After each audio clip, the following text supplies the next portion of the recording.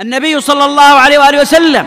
بكى من أجلك، ضرب من أجلك، طرد من أجلك، أوذي من أجلك، طلقت بناته من أجلك، وأنت تستحي من سننه صلى الله عليه وآله وسلم، تستحي أن تظهر سنة،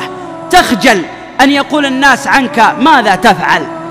نخجل أن نطلق لحانا، أن نقصر ثيابنا، أن نمشي كمشيته، أن نقول كمقالته، أن نحفظ كلامه، أن نصفه ونمدحه بين الكفار، نخجل من الدعوة كما كان يدعو،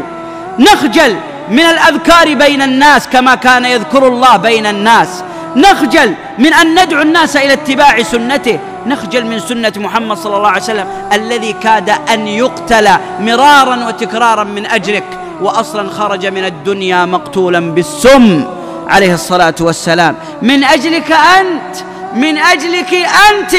لما أراد أن يغادر الدنيا بكى، فقيل له ما يبكيك يا رسول الله؟ قال وددت لو رأيت إخواني. كان يتمنى أن يراك، لكن وخجلاه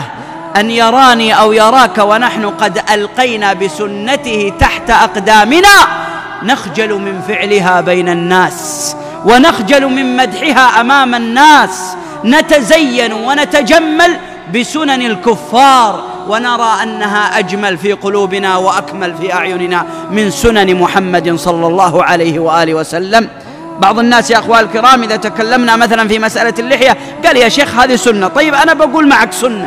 سنة، لكن لماذا تجد بعض الشباب يحطون على ملابسهم صورة واحد ما أبغى أقول اسمه في بيت الله، فلما تقول له ليش صورة فلان هذا أبو شعر وقبعة؟ قال هذا كان رمز الحرية، كان هذا رمز الحرية، بل كان رمز الزنا وشرب الخمر فافتخرتم به، فلماذا لا تفتخر بسنة محمد صلى الله عليه وسلم؟ ليه ما تطلق لحيتك عشان إذا حد قال لك وش ذا اللحية تقول هذا رمز الحرية والكرامة، رمز محمد بن عبد الله صلى الله عليه وسلم.